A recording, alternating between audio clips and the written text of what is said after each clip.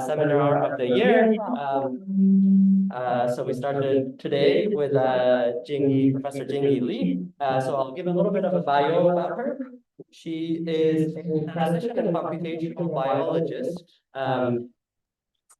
whose work bridges data science and biomedical research. She develops reliable and interpretable methods to analyze complex biological data with a focus on understanding how gene function are regulated in health and disease.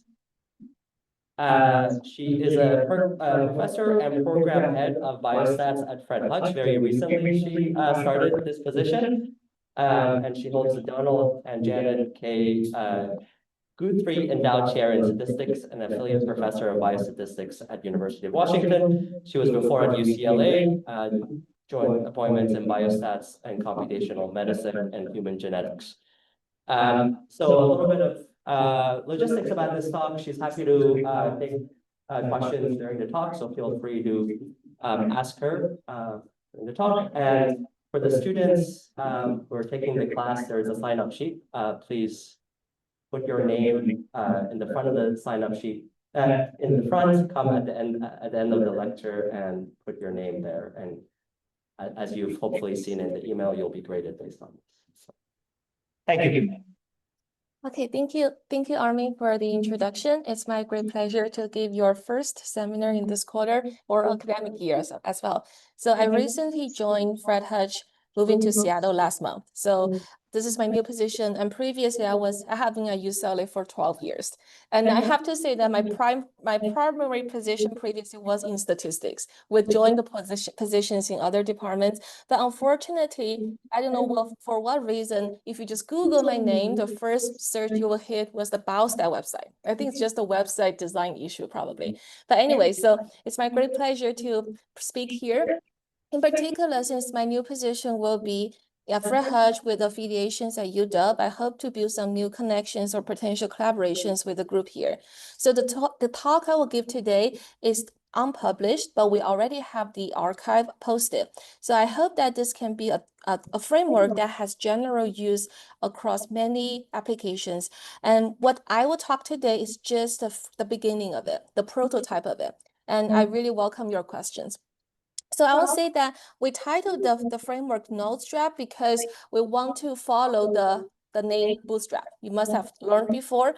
And the difference here is that for Bootstrap, when you do sampling, you're trying to either resample from your data, right? It's like a resampling of your original data, or you sample from a model, fit it to your data, which is called parametric Bootstrap. So resampling from your original is called non-parametric Bootstrap.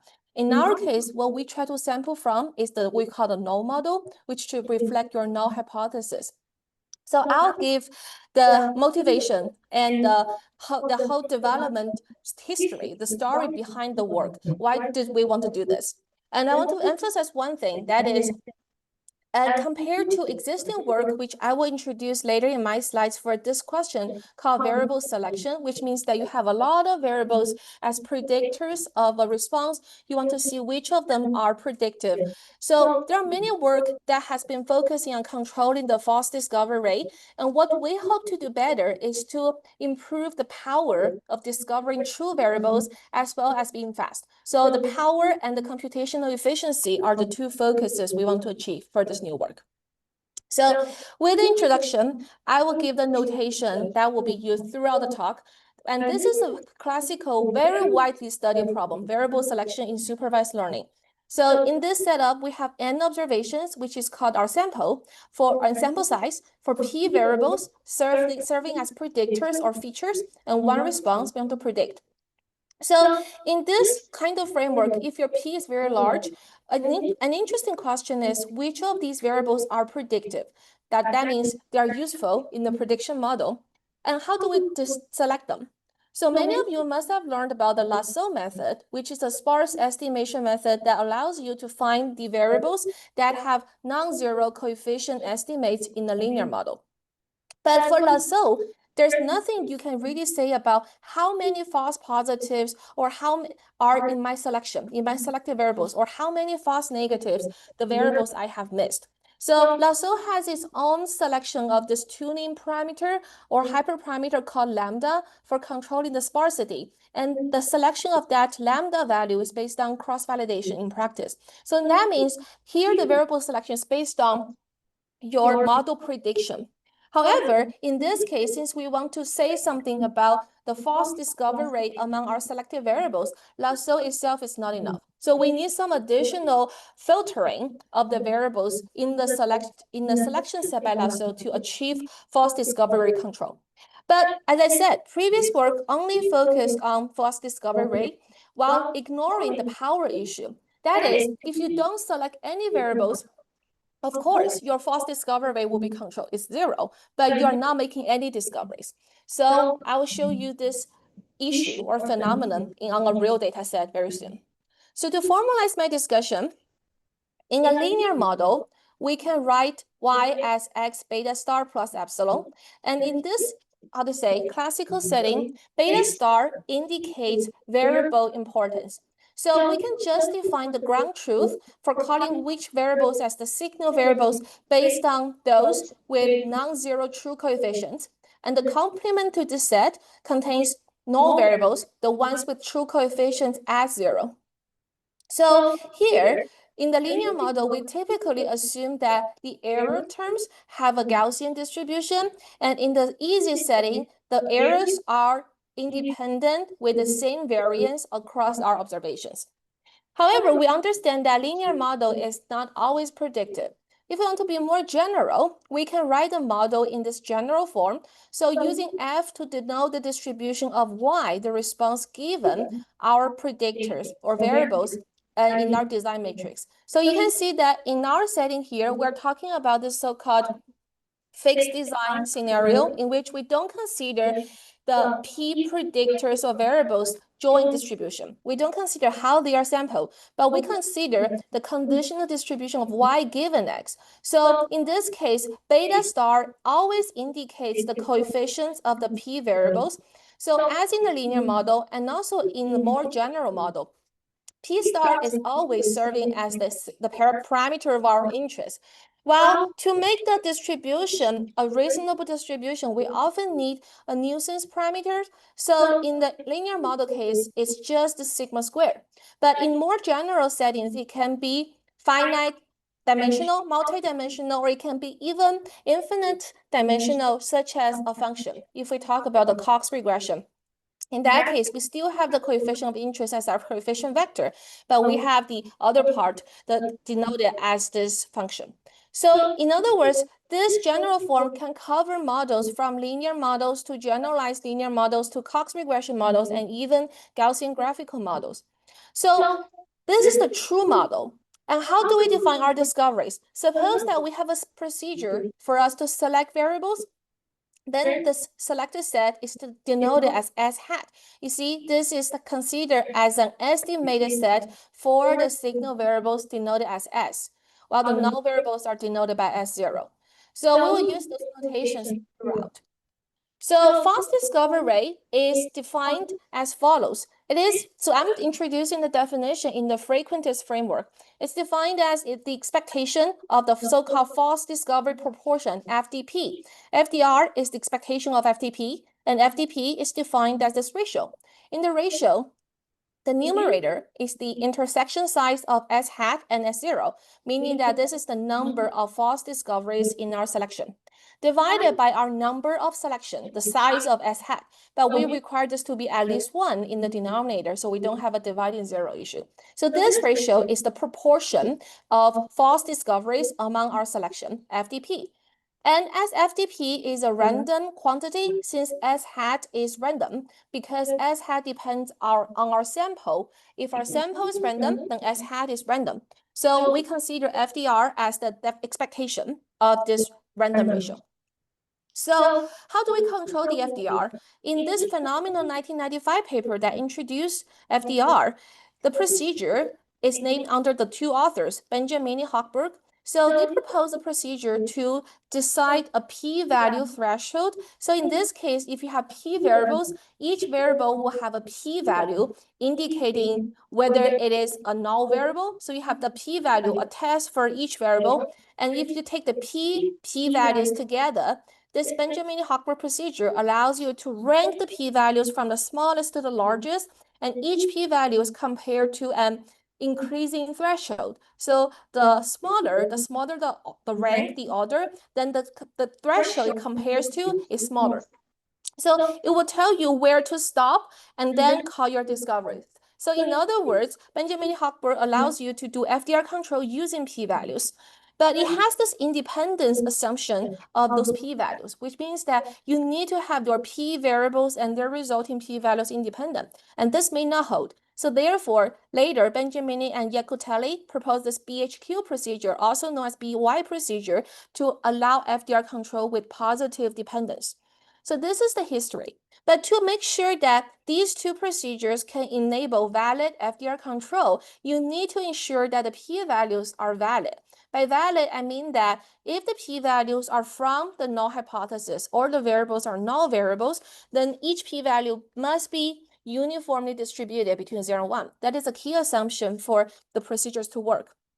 But this p-value validity can be challenging to obtain for high-dimensional variable problems. So, for example, we know that in the linear model setting, if p is larger than m, then the classical t-test we use for ordinary least square to get a p-value for each coefficient estimate will not be valid. So in this case, you cannot simply do the t-test you learned from the linear model class because of high dimensionality. Then what can you do? Some people may say, okay, let's just use lasso to select variables, and then that subset of variables will be low dimensional, and let's just do OLS, do t-test. But then there is a double dipping bias, well known, meaning that your second step OLS, because it depends on the first selection step, you cannot get valid p-values just by doing the t-test. So then there is one solution called d-bias lasso. So this solution try to give you an asymptotic valid null distribution using their d-bias lasso parameter estimates. So this is valid p-value, but the limitation here is that it's computationally intensive, slow to compute, as I will show you later. Okay, realizing the challenges of obtaining valid p-values, there are a separate line of research trying to control FDR in variable selection without using p-values. So knockoff filter is a well-known line of work started from this Barbara Candice paper in 2015, 10 years ago. The idea is very interesting. That means we're trying to control FDR by constructing so-called knockoff variables. So here knockoff stands for fake variables, which is denoted by x tilde with the same dimensions as the original design matrix. So both x and x tilde are n by p, and x tilde contains knockoff variables corresponding to the original p variables with some very important property. First of all, you need to ensure that by stacking the p variables and the p knockoff variables column-wise to get this n by 2p matrix, you can swap any columns from the original variable with the corresponding ones in the knockoff variables. After the swapping, the joint distribution of the 2p variables stays the same. And also, you want to make sure that the knockoff variables have no predictive power for the y. So they are not useful. So that is why they are called knockoff. So the key thing is, how do we do the construction? So the first paper proposed this fixed X knockoff. Like our case, X is considered as a fixed design matrix, but this construction requires P to be low dimensional, so 2P must be under M. So later, to make this idea general, the Candice and other co-authors proposed this model X knockoff, requiring that you know the distribution of X, the joint distribution for the P variables of X, like Gaussian distribution. Under that assumption, you can generate X tilde. So suppose that your X tilde satisfies this knockoff requirement property, then how do you use them? By this concatenation, you will actually use this n by 2p matrix in your model, like linear model or other model, and then you will actually compare some statistic of your original variable with that of your knockoff variable. So for example, it can be the coefficient estimate, or if you're using lasso in this case, it can be the lambda value such that this variable is selected. So you can compare the pair, one is the original, one is the knockoff, to see that your original variables seem to have a much stronger evidence of being the signal compared to the knockoff. So you're forming this contrast by using knockoff variables. And then that contrast will allow you to do FDR control. So very interesting idea. Okay, in parallel to knockoff, there's another line of literature started from this Gaussian mirror paper by Dr. Jun Liu's group at Harvard. And Gaussian mirror also has this comparison idea, but instead of generating knockoff variables, they use the perturbation idea. That is, for each variable, they add and subtract a small Gaussian noise to perturb the original data. Then you just convert your one variable into a pair of so-called mirror variables. So you will include this pair together with the remaining p minus 1 variables into one model. So this linear model will have p plus 1 variables. And then this pair of mirror variables coefficient estimates will form a comparison. So the idea is sign consistency. If the original variable is a signal variable, then this pair of mirror variables coefficient estimates should have the same sign, both positive or both negative, indicating that the original variable is likely signal. Otherwise, if the original variable has a true coefficient of 0, then this mirror variable's coefficient estimates should have opposite signs, one positive, one negative, and then we can have that as an indicator. So it's a very interesting idea as well. The thing with this is that it's computationally intensive because you have to do this mirror variable construction and then linear model or other model fitting for each variable. So you have to do this for p times. As p is high, then this will be a lot of computation. So realizing this, the same group of authors proposed data splitting instead of Gaussian mirror. So the idea is that how about we just split the original data by sample size into two halves, like the cross-validation. So then you use each half to fit a model, and you compare each variable's two coefficient estimates in each half. Again, you want to check for some consistency. So this can allow you to just do one model fitting for all variables on each half of your data. So you don't have to do many rounds of model fitting as in Gaussian mirror. But you also realize that data splitting depends on the random seed for splitting the data in random. So to achieve stability, they propose multiple data splitting, short as MDS. So you actually do data splitting for multiple times, and then you aggregate your results to achieve FDR control for better stability. So this is another line of work, FDR control without using p-values. So to motivate our work, we first apply existing methods, the two methods we talk about, Model X knockoff as the high-dimensional general version of knockoff, and MDS, the multiple data splitting, to this data set, which is high-dimensional. So you have 150 patients, pregnant women blood samples measured with more than 6,000 omics features. So the response you want to predict is these women's time to labor onset using their blood omics features. So the hope is to identify informative biomarkers that can be predictive of this time to labor onset. Okay, so applying MDS to a Model X knockoff to this data set, realizing that both procedures are random procedures depending on the random seed. We run each procedure for 70 times, so this is showing the overall result. And we're just looking at the number of variables selected by each method. You can see that MDS consistently selected no variables. Model X knockoff, most of runs, it does not select anything, but for a small number of runs, it does select variables. So this result makes us wonder whether there might be a low power issue.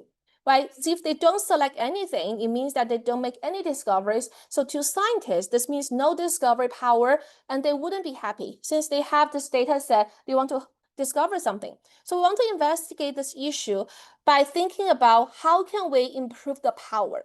So going back to their methodologies and think about how they can achieve FDR control, we realize that both of them try to alter or degrade the original data to achieve FDR control. So for knockoff, they're concatenating P original variables with P knockoff variables, which are noise variables, into the same model. And adding those P knockoff variables will, of course, make your model worse than your original model that used the original data only. Same thing for data splitting, because your model fitting now only uses half of the sample size, not the original data.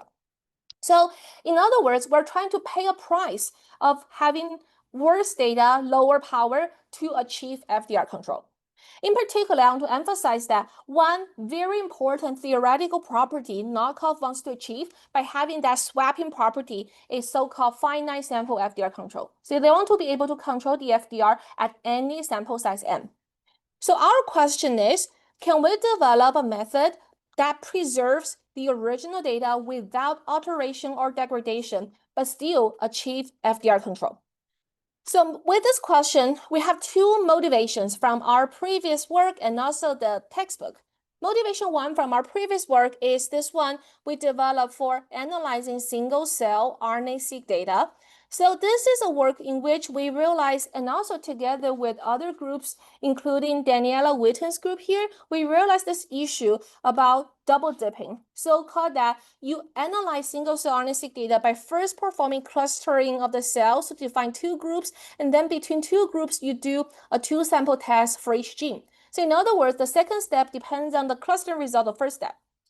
To solve this double dipping issue, we actually use this idea of proposing a data simulation. Using a simulator we developed for single cell data, so we can generate a hypothetical one cell type or one homogeneous cluster as an alternative to the original data. So we know that on this so-called null data, there should only be one cluster. And if you do clustering to get two clusters, they are a result of overclustering. Then the downstream testing results are not reliable. So the key thing I want to point out here is that we are using the null data in parallel to the original data. At the same time, another group by Lauren Crawford, who is at Brown at Microsoft Research, they used actually knockoff to tackle the same problem. Instead of using the null data as we did in parallel, what they did is like the knockoff, they generated knockoff features, concatenate them with the original features, and on this n by 2p matrix, they perform clustering and then they do the contrast. So they're using the concatenation idea. So in this real application, we realized that their approach, concatenation, will give you clusters that are different from the two clusters you get from the original data, because now you're using the concatenated data. While in our approach, the cluster results on the original data are what they are, right? So we don't change that part. So this is one motivation to let us think, if there's such a difference for this single cell application, how about the original question knockoff was developed for, the variable selection question? So that's why my postdoc Chang Hu, whom I will acknowledge in the end, he's actually in the audience, he moved here to Seattle as well. So he came up with the idea. So how about we go back to the knockoff idea and see whether our parallel approach can work?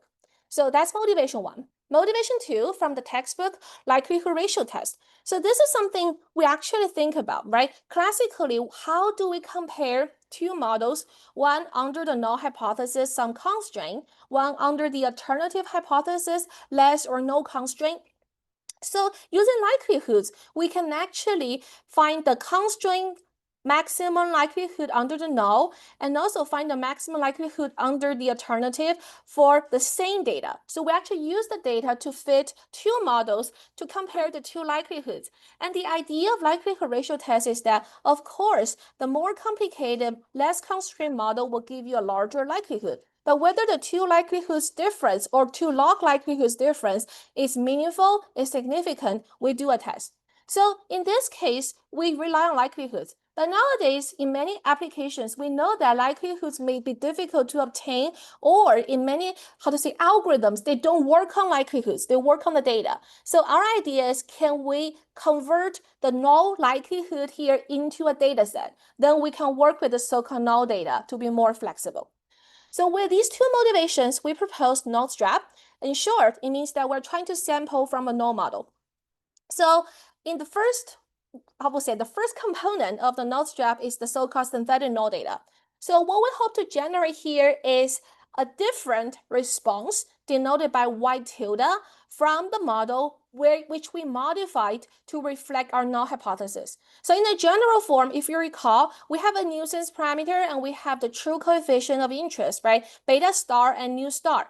So in this synthetic null data generation, nu star, the nuisance parameter, we're using the estimated value from the original data. So we need to do a model fitting on the original data to get beta hat and nu hat, and we keep nu hat. But we modify beta hat to our beta 0 to reflect our null hypothesis. So this is what we call the null model, from which we can generate our synthetic null response.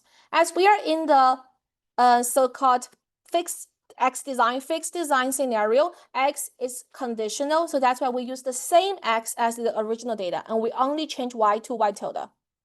So now we have two data sets, the original data Y and X, and the synthetic null data Y tilde and X. From each data set, we need to find parameter estimates because the parameter estimates is how we want to use to select variables. So in short, beta hat is the parameter estimates from the original data. And you can think of lasso as the example to find beta hat. So our idea is to find a threshold on the beta hat components, the coefficient estimates, so that the estimates above the threshold in absolute value will be called discoveries. So in other words, we're trying to be more stringent than lasso because our threshold is non-zero, is positive. So we are actually filtering out more variables. And the question is, if we have a target FDR, say 5% or 10%, how do we set the threshold? So here we use the synthetic null data to give us a background or negative control to compare against. And we call that beta tilde. So beta tilde are parameter estimates from the synthetic null data using the same estimation procedure. So you can see that we're using Y tilde and X to find beta tilde. So then we have a comparison, right? Beta hat and beta tilde. And what we want beta tilde to achieve is the last line. That is, if we given a threshold t, we want to have that the number of absolute coefficient estimates in beta tilde bigger than t. This number's expectation should be bigger or equal to the expected false discoveries using beta hat. That's what we want to achieve. So in this case, we can use this negative control beta tilde to provide an upper bound on the expected false discoveries. So the challenge here is that we don't know which variables are in S0, but we know that since beta tilde is generated, it is from a null model, so the variable shouldn't be signal. So we know this part is false, is fake. So to achieve this last line inequality regarding the expected false discoveries, a sufficient condition is that for each null variable, the probability that the absolute beta hat is bigger than t can be upper bounded by the probability that the absolute beta tilde is greater than t. If we can actually make beta tilde satisfy this property, then we can get this property, the last line we need for FDR control. So regarding the null hypothesis, yes. So for any specific t. So because the t is something we need to find. So that's why we need this inequality so that we can have an upper bound on our false discovery proportion FDP, and using that to search for a threshold t to control the FDR. That's the idea. Yeah. Okay, so regarding the null hypothesis, there are two versions we can consider. The global null, meaning that all the true coefficients are zeros. So we call that beta 0. It's just a zero vector. And if we have this null, we just need to generate the synthetic null data Y tilde once and do the estimation once. So it's a single model fitting.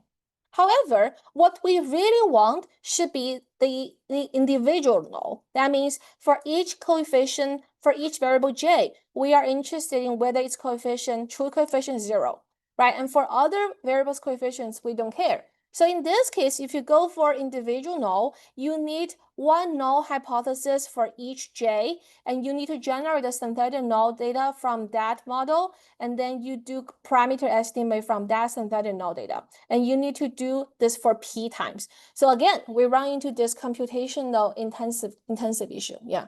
Are you assuming that nuisance parameter estimation does not depend on estimation of beta? Yes. Yeah. The Cox regression doesn't happen, right? Actually, we just need to make sure that, well, we shouldn't say it's not depending on the beta. We need to make sure this. If I go back to here, we need to make sure that beta star and nu star are together good estimates for beta star and nu star. We need this. So using the nuisance from the full model, not from the null model, right? Yes, from the full model. But the Gressel estimate for Cox uses beta that you estimate. Yeah. So in this case, we are actually, right now we are using the nuisance parameter from the full model. But how do we optimize the nuisance parameter estimation? That's another thing we need to consider going forward. Yeah, because I realize this is actually a classical problem there. Yeah, yeah. Okay, thank you. Yes. Okay, so first of all, coming back here, since I said the global null is fast, but the individual null is what we want. So we want to first make sure that whether we can make the global null approach work in some way. Otherwise, we'll be stuck with this individual null. That will be very slow. So I will first show the one simulation setting, which is a very widely used setting for checking this FDR control. And we want to make sure that we can use our proposed global null procedure, which I will detail later. And for the individual null, it serves as the baseline to compare against. So in this setting, N is slightly bigger than P, N300, P200. And for the P200 variables, we consider their autocorrelation in the design matrix. So they're not assumed to be independent. Otherwise, it's too simple. And for the 200 variables, we consider the first 30 to have non-zero coefficients with this magnitude. And for random signs, for other 170 variables, their true coefficients are 0. And we're assuming the simple Gaussian error term.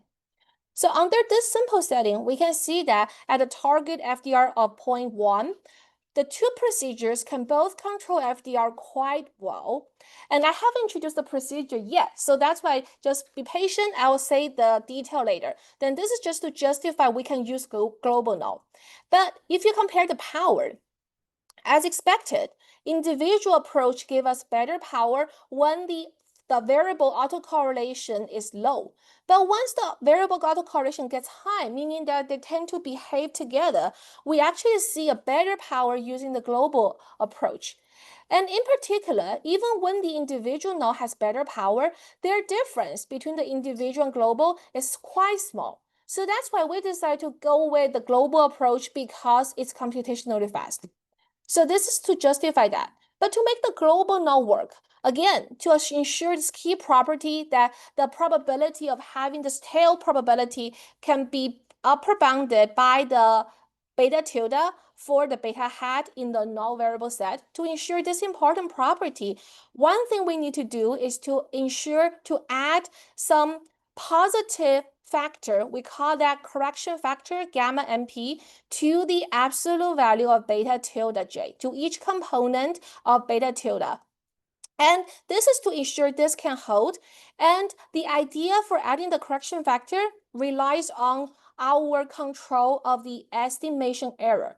Beta hat for beta star, beta tilde for beta 0. So for global null, we know that beta 0 is just a 0 vector. So, but beta tilde is not 0, right? Because of the estimation error. So that's why we want to understand what's the maximum magnitude of this across all the variables. So this infinity norm is trying to capture the largest deviation. On the other hand, we also know that beta hat is not equal to beta star because of estimation error. We also want to control this infinity norm. So these two norms together, if we can have an idea about what's their magnitude, then that magnitude can give us an idea of how much inflation we need to add to the absolute value of beta tilde to make them big enough so that they can satisfy this upper bound inequality. So the first thing we need to understand is whether there exists some high probability upper bound on these two estimation errors, because both estimation errors are random since they depend on beta hat and beta tilde, both are random. So this is an assumption we need about the existence of such a correction factor. In other words, we need to first know that there exists such a high probability upper bound gamma MP for the estimation error. Unfortunately for Lasso as the estimation procedure, we have existing theory regarding the existence. So suppose we know the existence, the second question is, how can we find the value for this gamma MP on a specific data? What algorithm do we need? And I'll introduce that in 2 slides. So suppose that you trust the correction factor we found. This will be our corrected negative control. So for beta tilde J absolute value, we add gamma MP, and we call this inflated version as beta tilde prime absolute value. So this is the beta tilde prime. And if we trust that with this beta tilde prime, this inequality holds, then we can trust that the expected number of false discoveries using threshold T on my beta hat can be upper bounded by expectation of the number of elements exceeding T in my negative control. And this is it. So that's why in the FDP, if you recall, the numerator is the number of false discoveries, and we are trying to use a bigger value, an overestimated value, which is the number of discoveries using beta hat tilde. Okay, and we are also keeping the denominator as is. So this is the number of discoveries using just beta hat and T. So in other words, once we decide on the T, which is based on this threshold, so in other words, we want to find the T value such that this overestimate FDP is controlled under our target FDRQ, say 10% or 5%, that's our T. We call this T tau Q. With this threshold, finally, we apply it to our beta hat J absolute value. And those are the ones we call as discoveries. So in other words, you can see in our procedure, we do not change the ranking of our variables at all. The ranking is still based on the absolute beta hats. What we are changing, what we are using the synthetic null data for, is to help us determine T. And this is through that overestimation of false discoveries in the FDP hat. So that's the whole idea. And there's a different alternative version which can be motivated by existing knockoff work. So based on the difference, we call this Nullstrap difference. The key thing here is that now we are thresholding not beta hat absolute value, but we are thresholding the difference. So we're taking beta hat J absolute value and beta hat prime J absolute value, taking their difference, suggesting that if this WJ difference is positive, it is likely a true variable for discovery. If it's negative, it is likely a fake variable. It's not a true positive.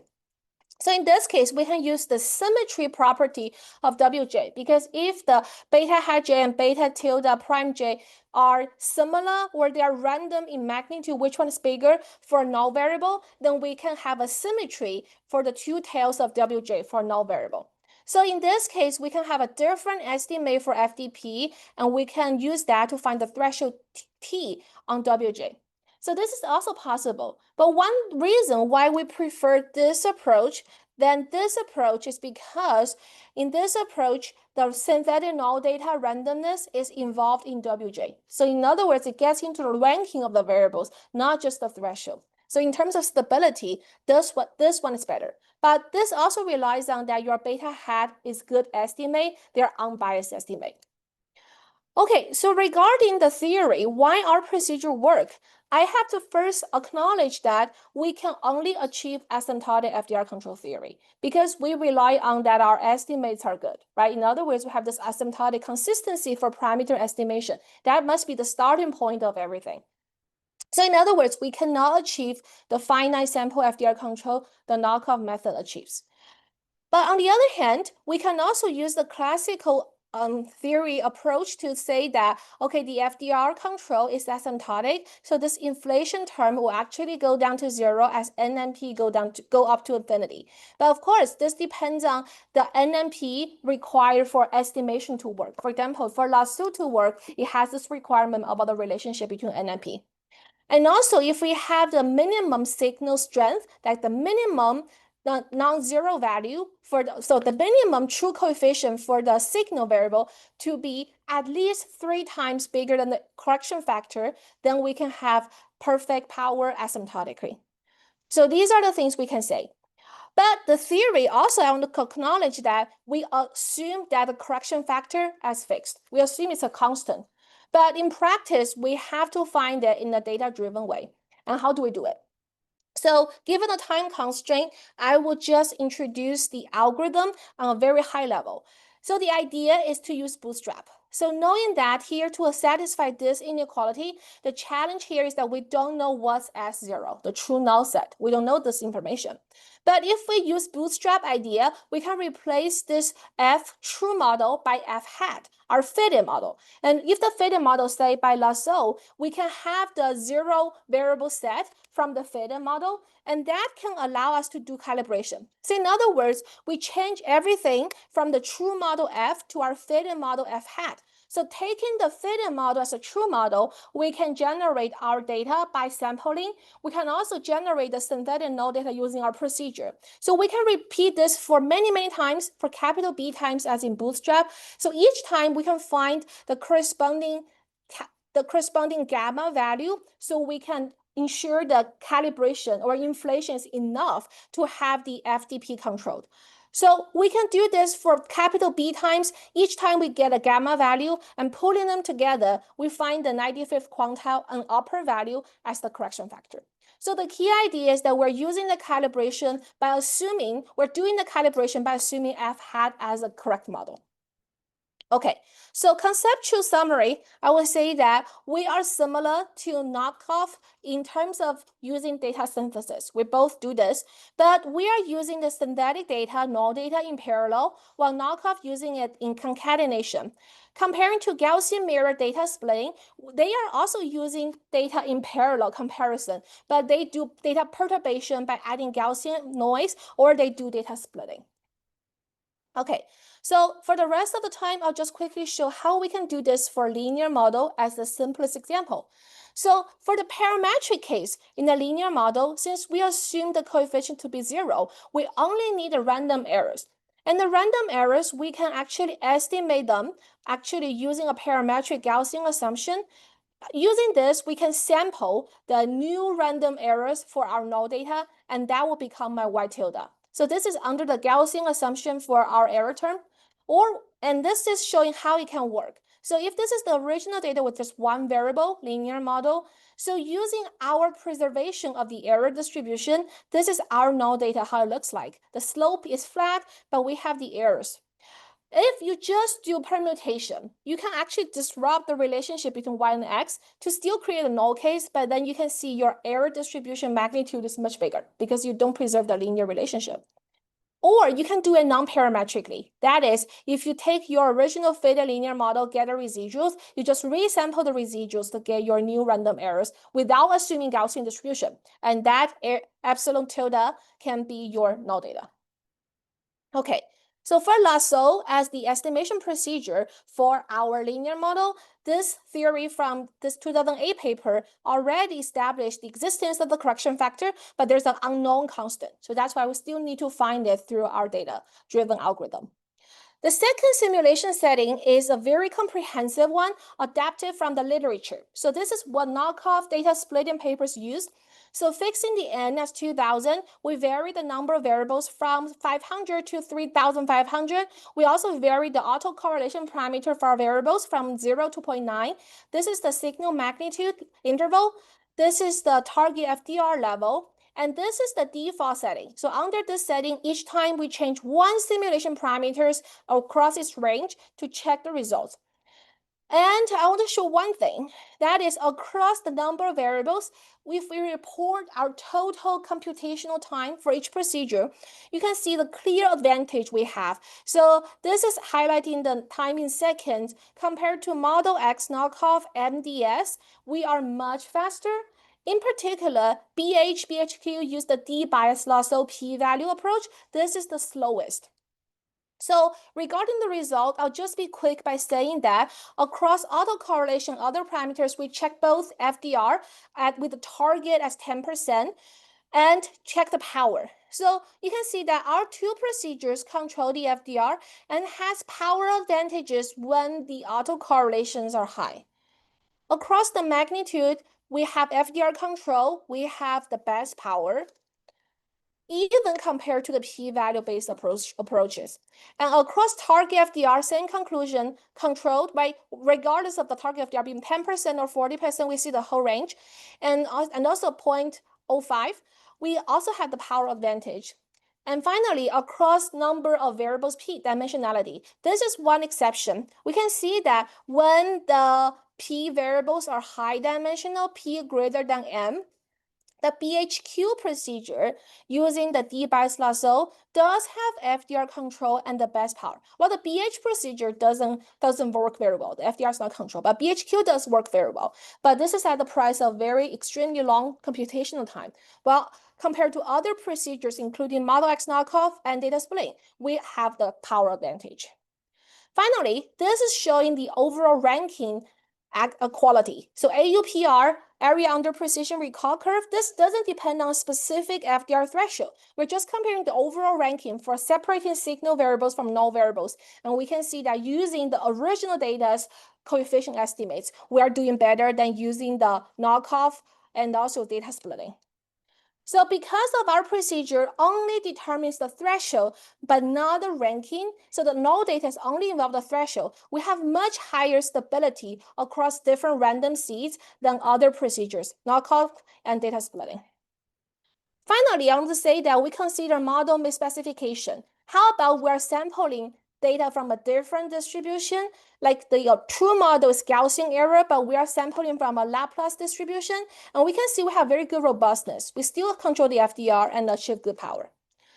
Finally, regarding estimation procedure, besides lasso, we consider SCAD, elastic net, and ridge, and they all control the FDR. But in terms of power, we observe that lasso gives the slight better power, so we stick with lasso for our results. So the last simulation is because of the real data set, we try to leverage it to fit a linear model using a lasso and taking that model as the true model for simulation. So we can say what is the true signal variables. On this setting, we can see that computational time is our biggest advantage. We run for 11 seconds while Model X knockoff needs hours to run. And also we have the power advantage on this data set and also FDR controlled. So the last simulation setting is actually about checking what if the true model is heavy-tailed, like T distribution for random error, how can the non-parametric version work well? Actually, the parametric version still control the FDR and non-parametric version also, and we still have very good power for the heavy tail scenario. So coming back to the real data application, I will see that running our two versions, parametric, non-parametric on the data set, also across 70 random runs, we consistently selected variables. And using the variables, since there's no ground truth to check the FDR, we have to check the prediction accuracy. So we check the adjusted R-square value for prediction accuracy, and we see that the variables we selected have very good adjusted R-square. So to conclude, I will say that our framework, the key point is to preserve the original data, and we leverage synthetic null data to be used in parallel with the original data. And because of this parallel use, we have less requirement for the null data compared to the knockoff. That also make our procedure much faster. But what we do sacrifice something. There's no free lunch. We sacrifice the finite sample FDR control. So regarding this whole idea, I think it belongs to this so-called simulation-based inference framework. How can we leverage synthetic data to facilitate inference problems?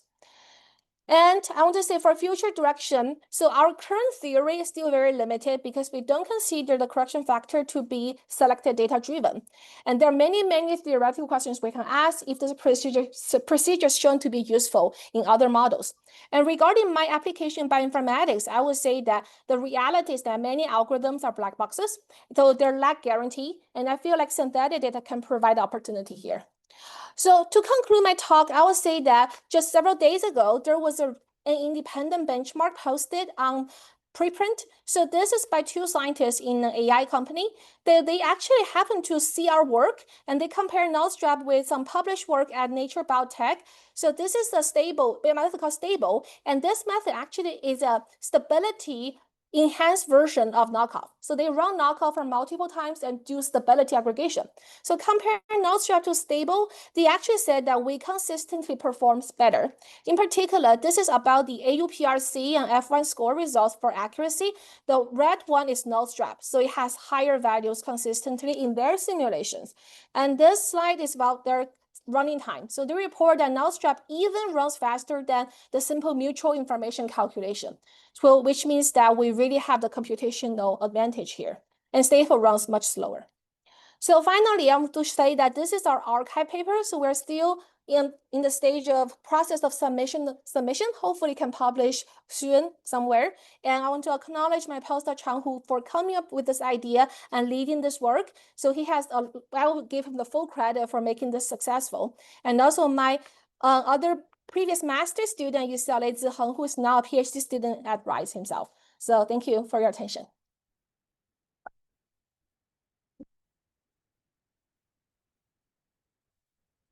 Thank you. Any questions?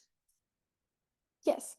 That's really interesting. I was wondering if you could explain again your motivation for trying to estimate the set of non-null variables in the terms of or time to labor onset example you gave. You talked about prediction, and so I wonder why not study like prediction error, for example, in questions and models. Yeah, very good question. So it is a prediction problem. So actually the whole variable selection is under the prediction supervised learning framework. I think the key thing is just that we want to say something about the FDR.